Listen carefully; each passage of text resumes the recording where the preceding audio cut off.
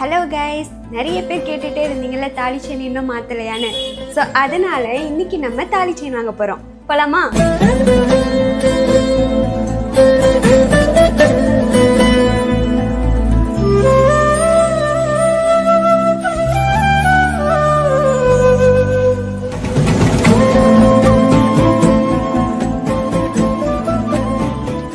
Hello guys, welcome to our channel. எல்லோரும் எப்படி இருக்கீங்க? இந்த விலாகில் பார்த்தீங்கன்னா எனக்கு தாலி செயின் எடுத்தது, குண்டு எடுத்ததுன்னு ஃபுல் டீட்டெயிலுமே இந்த விலாகில் நான் சொல்லியிருக்கேன். எவ்வளோ காசுக்கு எடுத்தோம், அது மட்டும் இல்லாமல் எத்தனை பவுன் தாலி செயின் எடுத்தோம், எவ்வளோ செய்குலி சேதாரம் கொடுத்து வாங்கணும்னு ஃபுல் டீட்டெயில் சொல்லியிருக்கேன். வீடியோ ஃபுல்லாக பாருங்கள். ஆக்சுவலாக நிறைய பேர் இப்போ வரைக்குமே கமெண்ட் பண்ணி கேட்குறீங்க ஏன் இன்னும் தாலி செயின் மாற்றாமல் இருக்கீங்கன்னு. 2 ரீசன் இருக்குது. ஒன்று, நான் ஆல்ரெடி மினி விலாகில் சொன்ன மாதிரி தான், நாங்கள் இப்போ தான் மேரேஜ் பண்ண செலவு, அப்புறம் இப்போ தான் புதுசாக கார் வாங்கியிருக்கோமா, ஸோ அந்த செலவுலாம் ரொம்ப அதிகமாக இருந்துச்சு. அதனால் பொறுமையாக தாலி செயின் மாற்றிக்கலான்னு வெயிட் பண்ணிகிட்டு இருந்தோம்.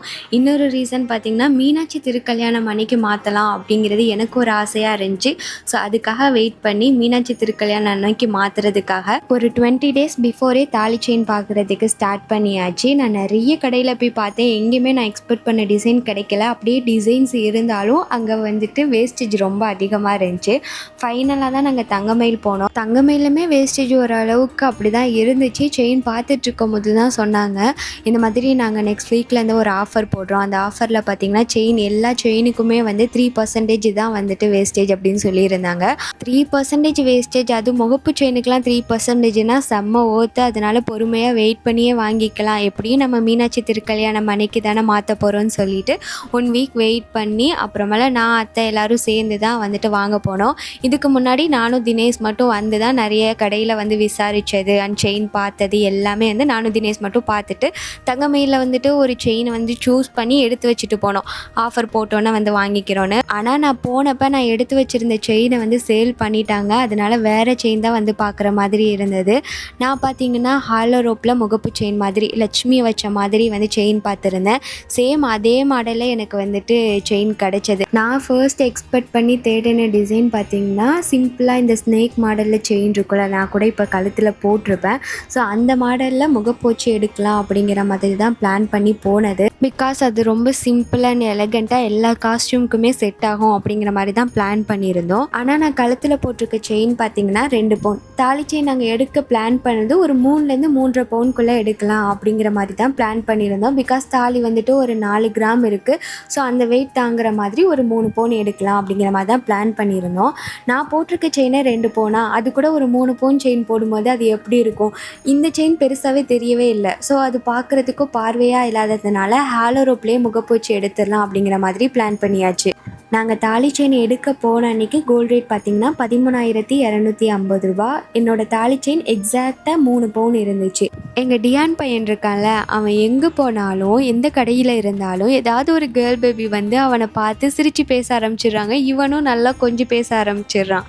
அதுவும் எப்படின்னே தெரில, ஏதாவது ஒரு கடையில் அவனுக்கு ஏதாவது ஒரு கேர்ள் பேபி வந்து செட் ஆயிரும். அவனும் ஜாலியாக விளையாண்டுட்ருப்பான். எங்களுக்கு நல்லதாக போச்சுன்னு நாங்கள் யோசிச்சுப்போம். பிகாஸ் வந்துட்டு அவன் அடம் பிடிக்காமல் அமைதியாக விளையாடுறானே அப்படின்னு சொல்லிட்டு அவனை விளையாட விட்டுருவோம். தினேஷோட செயின் பார்த்தீங்கன்னா எக்ஸாக்டாக 2 பவுனும் எக்ஸ்ட்ரா வந்துட்டு ஒரு 640 மில்லி இருந்துச்சு. என்னோடத்தோடு 3 கிராமும் 130 மில்லி இருந்துச்சு.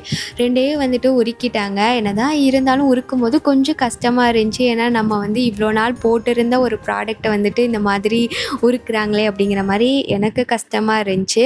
சரி, ஓகே, திரும்ப வாங்கிக்கலான்னு ஹீட் பண்ண செயினில் டஸ்ட்லாம் தட்டி விட்டுட்டு கீழே கொண்டுட்டு வந்து அதோட வேல்யூ அமௌண்ட் போக எக்ஸ்ட்ரா என்னோடய செயினுக்கு வந்துட்டு 90K வந்து பே பண்ணியிருக்கோம். எக்ஸாக்டாக 3 பவுனு. ஜினேஸோடது 2 பவுனு, என்னோடது ஒரு 1/4 பவுன். இது 2க்குமே வந்துட்டு இன்றைக்கி கோல்டு ரேட் எடுத்துக்கிட்டாங்க. பட் ஏதோ ஒரு 1 to 3% மட்டும் வந்து லெஸ் பண்ணாங்க. அந்த டிசைன்ஸ் அண்டு டஸ்ட் இருக்கும் அப்படின்னு சொல்லி அதுக்கு மட்டும் லெஸ் பண்ணிவிட்டு பேலன்ஸை வந்துட்டு அப்படியே கழிச்சிக்கிட்டாங்க. அது போக நாங்கள் வந்துட்டு எக்ஸ்ட்ரா 90K வந்து பே பண்ணியிருக்கோம். ஒரு வழியாக தாலி செயின் வாங்கியாச்சு. இதுக்கு அவ்வளோ கஷ்டம்லாம் படலை. வாங்கணும்னு நினச்சோம், வாங்கிட்டோம். பட் கொஞ்ச நாள் போகட்டும் அப்படின்னு வெயிட் பண்ணிகிட்டு இருந்தோம். அதுக்குள்ளே எல்லோரும் கேட்க ஆரம்பிச்சிட்டிங்க. என் மேலே இருக்க அக்கறையில் தான் எல்லோரும் கேட்குறீங்கங்கிறது புரியுது. இந்த வீடியோ அதுக்கான ஆன்சராக இருக்கும்னு நம்புகிறேன். அப்புறம் தாலி செயினை வந்து பூஜை பண்ணி அது கூடயே வந்து மஞ்சள் கயிறு, குங்குமம், மஞ்சள் அதெல்லாம் வச்சு கொடுத்தாங்க. அதையும் வாங்கிட்டு நாங்கள் வந்து ஸ்ட்ரெயிட்டாக அம்மனுக்கு டிஃபன் சாப்பிட போயிட்டோம். பிகாஸ் வந்துட்டு நாங்கள் தாலி செயின் வாங்கிட்டு வரும்போதே டைம் வந்துட்டு 11:30 ஆயிடுச்சு. அது மட்டும் இல்லை, யார் வந்துட்டு எந்த பொருள் வாங்குறதுக்கு வெளியில் கூட்டிகிட்டு போகிறாங்களோ அவங்க வந்துட்டு அன்றைக்கி ட்ரீட் கொடுக்கணும். அதுதான் வந்துட்டு எங்களோட ஒரு ரூல்ஸ் அண்ட் ரெகுலேஷன்ஸ்னு சொல்லலாம்.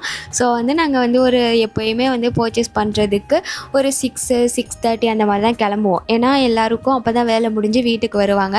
அப்படியே கிளம்பி போயிட்டு நாங்கள் எல்லாம் பர்ச்சேஸ் பண்ணிட்டு வரும்போது அரௌண்ட் எப்படி 11 ஆகிடும். அதுக்கு பிறகு வீட்டில் போய் சமைக்க முடியாதுல்ல. அதனால அன்றைக்கி வந்துட்டு யார் என்ன திங்ஸ் வாங்குறாங்களோ அவங்க வந்து ட்ரீட் வச்சுருவாங்க. சாப்பிட்டு முடிச்சுட்டு வீட்டுக்கு வந்தாச்சு. மாமா வந்து தாலி செயின் வாங்குறதுக்கு வரலையா, ஸோ அதனால் வரவுமே அவர்கிட்ட எடுத்து காமிச்சிட்டு சாமி ரூமில் வச்சுட்டோம். இதுக்கு பிறகு வர வீடியோ பார்த்தீங்கன்னா தாலி குண்டு எடுக்க போகிற அன்றைக்கி எடுத்தது. அதாவது 2 days பிஃபோர் தான் எடுத்தோம். சரவணா செல்வரத்தினமில் தான் வந்து குண்டு எடுத்தோம். சரவணா செல்வரத்தினமில் பார்த்தீங்கன்னா லைட் வெயிட்டாக நிறைய கலெக்ஷன்ஸ் இருந்துச்சு. அவ்வளோ டிசைன்ஸ் இருந்தது. நான் ரொம்ப ஃபீல் பண்ணேன், தாலி செயின் இங்கே கூட வந்து பார்த்து எடுத்துருக்கலான்னு. அப்புறம் மனசை தேத்திட்டு குண்டு வாங்கியாச்சு. இந்த 2 குண்டும் பார்த்தீங்கன்னா 1 கிராம் இருக்க மாதிரி வாங்கியிருக்கோம். எங்கள் மாமியார் முறைப்படி குண்டு காசு 2மே போடணும், இல்லாட்டி குண்டு மட்டும் போடலான்னு சொல்லியிருந்தாங்க. நான் ஃபர்ஸ்ட் குண்டு மட்டும் போட்டுக்கிறேன், எனக்கு அதெல்லாம் கம்ஃபர்டபுளாக இருக்குன்னா காசு வாங்கி சேர்த்துக்கலாம் அப்படின்னு சொல்லிட்டேன். அவங்களும் ஓகே சொல்லிட்டாங்க. அதனால குண்டு மட்டும் வாங்கிட்டு வீட்டுக்கு வந்தாச்சு. தேங்க்யூ ஃபார் வாட்சிங். இவ்வளோ நேரம் வீடியோவை பொறுமையாக பார்த்ததுக்கு. நெக்ஸ்ட் விளாகில் தாலி பெருக்கிற வீடியோவும் அதுக்கு முன்னாடி அதுக்கு saree பர்ச்சேஸ் பண்ண விளாகும் அப்லோட் பண்ணுறேன். மறக்காமல் பாருங்கள். அதுக்கு நம்மளோட சேனலை மறக்காமல் சப்ஸ்கிரைப் பண்ணிக்கோங்க.